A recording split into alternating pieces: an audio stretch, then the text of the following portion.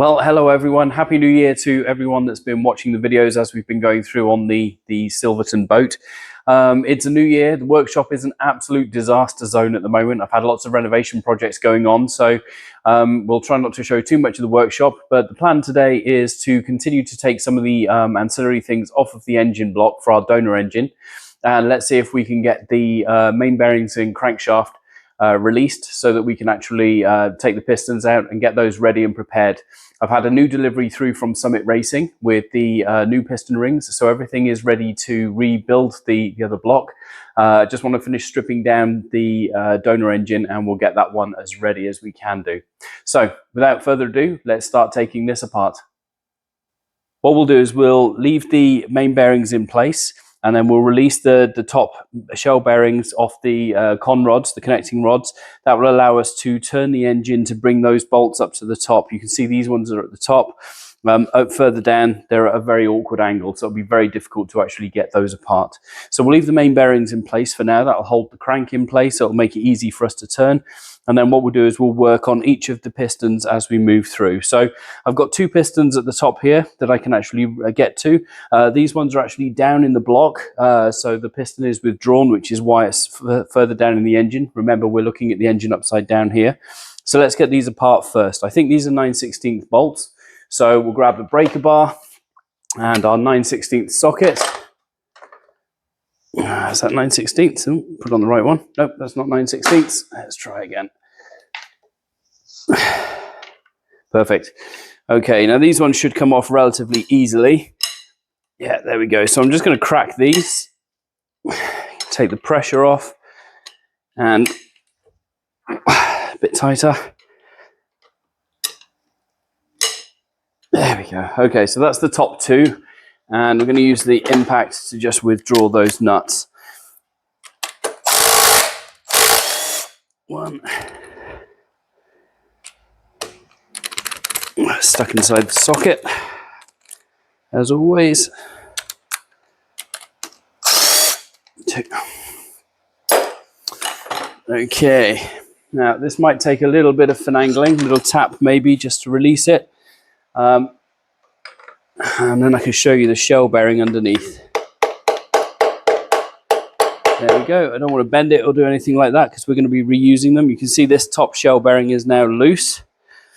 Let's take some pressure off it. Same on the other side if we can.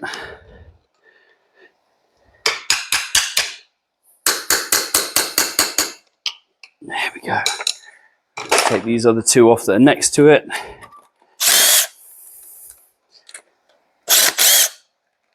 Okay.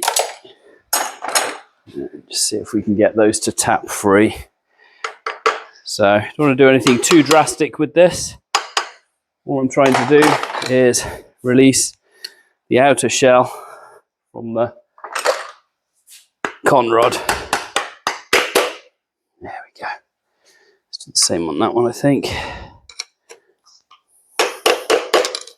Doesn't take too much, but these are pretty precision, so they sit in there very tight. They're very good. There we go, that one's released.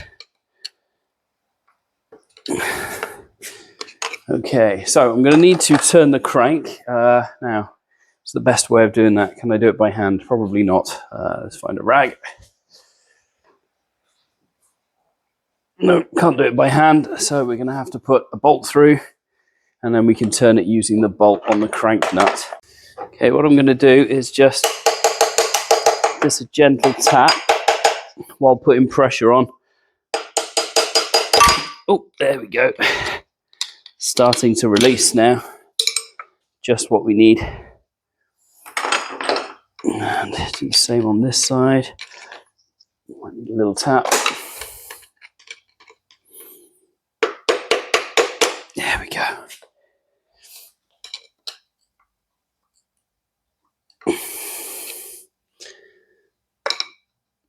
Okay. Both of these shell bearings are starting to come apart, which is good. Don't want to damage anything on the inside of these journals.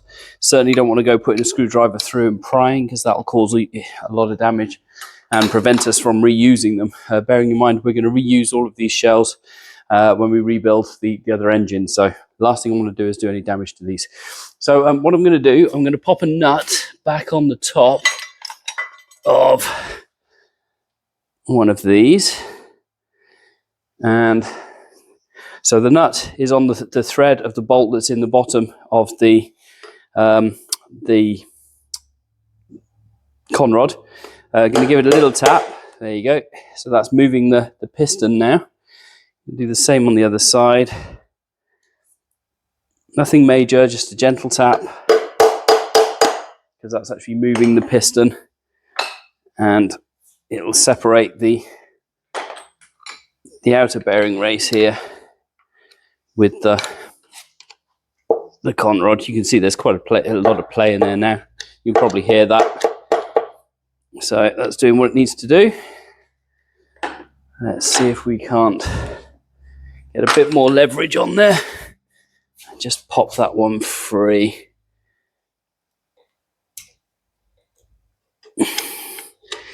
And they're quite tight. Just don't want to do any damage to it, so just going to get the bar in underneath the shell bearing, give it a tap. There we go. I don't know if you saw, but it just rocked the other way. So now I've got a gap here and no gap that side, which is great. So keep a bit of pressure on there, and we'll give that. This is where you need 5 hands. So automotive leg kicks into action. Screwdriver, just pop that. There we go. A bit of pressure both sides. If I was an octopus, I think this would be a much easier job, but I'm not. There we go. She's off. So take that off fairly carefully. Right, just want to show you this. So this is the outer bearing. Now, we know this is a fairly old engine. We know it's got a bit of wear and tear. What I'm looking for in here is any scoring or damage. And I don't know if you can see in there, but they're pretty clean, actually. There's no scoring. There's no ridges or anything in there. So that bearing race is in good condition. Now, that is excellent news for me, because it tells me that there's less likely to be damage to the crank as well, which means everything's been doing what it's supposed to. That's the actual shell bearing race. The shell bearing that comes out, there's 2 parts that go round. They clip in. They got a little indent just there that clips into the indent on the actual journal itself, on the main bearing. Not main bearing, sorry. And they sit flush. And then they sit down, and they're all machined to be exact for the actual diameter of the crankshaft. So that's one. I'm going to put that to one side. We are going to reuse those, so I don't want it to get any damage. And I've just got to do the next bearing, same as we just did. So again, I'm going to put a little bit of pressure on the other side. Not too much, because I'm not trying to damage anything. I just want to give it some pressure. I have to swap sides here. Okay, and give it a tap.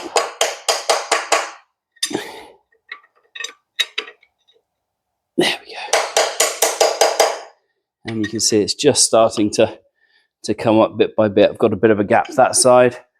And again, we're now going to use the screwdriver to apply a little bit of pressure on this side as well. No, I'm going to have to do, okay, back to using my leg. So pressure on one side. Little tap on the other. Apologies, you can't see this. There we go. Okay. Goodness me. Right. And there she comes. Okay, so second bearing. Let's just clear some of that off. Nice and clean. Clean and smooth. No ridges. So I'm really pleased with that. So that's both of those off. I just want to show you what it looks like on the actual crank itself. So as you can see down here, we have the top of the crank. You can see where the 2 bearings have been. There's no scoring or anything. That's great. These are the connecting rods that connect through to the pistons. What I'm going to do now is just push the pistons out one by one and catch them underneath. I don't want them to drop on the floor. Okay. And to do that, we're going to pop a nut back on there. Again, we're not driving these out. This is literally just to give it a tiny bit of pressure to drop it off the crank. There we go, that's off. And the shell bearing on the other side has just fallen out, but that's okay. We're not going to reuse any of those, so I really don't mind if that falls out. So let's push our piston down. and keep pushing it down. Now, normally on the top of the piston, and it's just reached it. Okay, on the top of the piston, where the piston comes up and down inside the engine, what normally happens is you get a little bit of a ridge. And all it is where the piston doesn't actually travel to the very top of the engine block. So if you remember, when we look at the engine block, pistons come up, they come level with the top of the block and then go back down again. The piston rings don't come all the way to the top. There's actually a distance, and I'll show you that in a moment. What happens is you get a bit of crud and debris and stuff around the top of the piston, and that will actually stop the piston from coming out completely. Not too worried about that at this stage, so I'm just going to do the same with the other one. Just tap that one down, and again, just put a nut on there because I don't want to damage any of the threads. And there we go, it just pops off the crankshaft there, and the other bearings just come loose, which is fine. We'll push that one down. Let's see if that one will pop out. Probably not. Oh, there's the other shell bearing. Let's see if that will come out. No, that's not going to come out either. So I'm just going to show you, actually, without turning the engine upside down. Let's go underneath the engine and I'll show you what I mean about that ridge. Okay, so this is just looking at one of the pistons we've just released. See how we've got the nice shiny part there? That's where the piston rings are actually inside the piston, and they're sliding up and down. They get as far as that point, so they don't actually travel to the very top, even though the piston travels to the top. But that leaves this crusty bit around the outside. Now, I don't think we're going to reuse this engine block, so I'm not going to go too mad, but I'm going to grab a piece of sandpaper and just clean that off. That should take the carbon off, which means the piston rings will slide straight past, and we should be able to push that out. Now, we could just drive it through by hammering on the con rods, but because we want to reuse these pistons, I don't want to do anything that might damage them and stop us from doing what we want to do next. So a bit of sandpaper, and let's see if we can get this black ring off just to pop that through.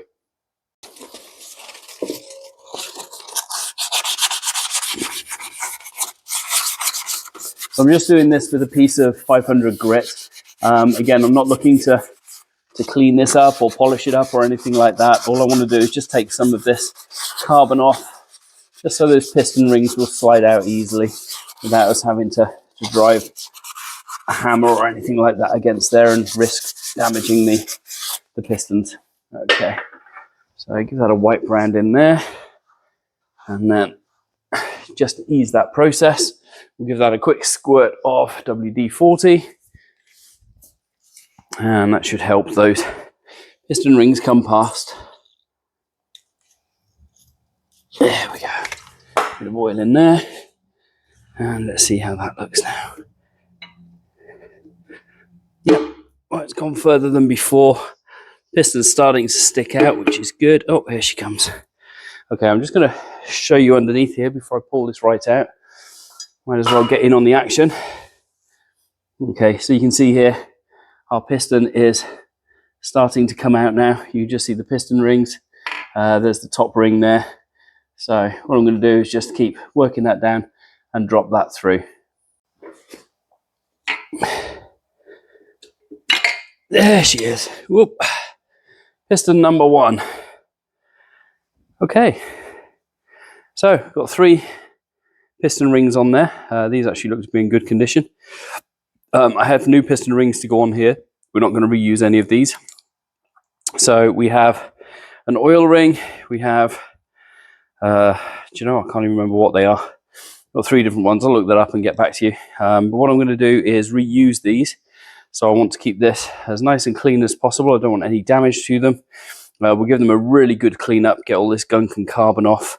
We'll make sure the piston top is done. We'll give it a really good inspection, just make sure everything is clean. There's the other nut that dropped down inside the engine.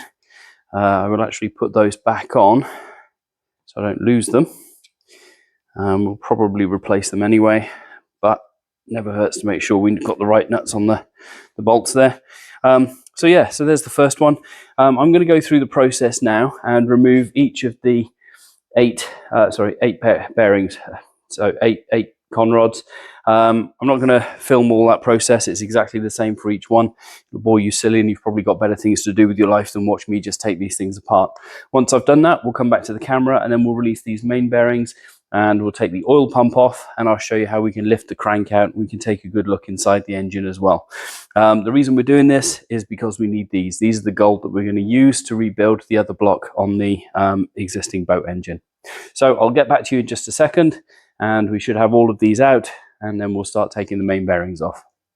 Okay, so really pleased that we managed to get all of those pistons out. Let me just show you what we've got here in the box. We've all of the pistons from our donor engine. They're all in pretty good condition. There was only one bearing on the little bearing race that had a little score in there. Nothing on the actual conrods themselves, so that's good. But one of the shell bearings had just one little line, which means a bit of grit or something had got in there, a bit of debris. But other than that, they look in really good condition. Each of the pistons that are on here, we've got 3 sets of rings. I've got a new set that came in from Summit Racing yesterday. So I've got all of this stuff ready to go back on. So the next step in this project is to get these cleaned up, and I'm not going to put the rings on until we get down to the boat and we're ready to install them. But I will double check and make sure we've got everything we need. We've also got new shell bearings that will go inside here, and they're all precision cut.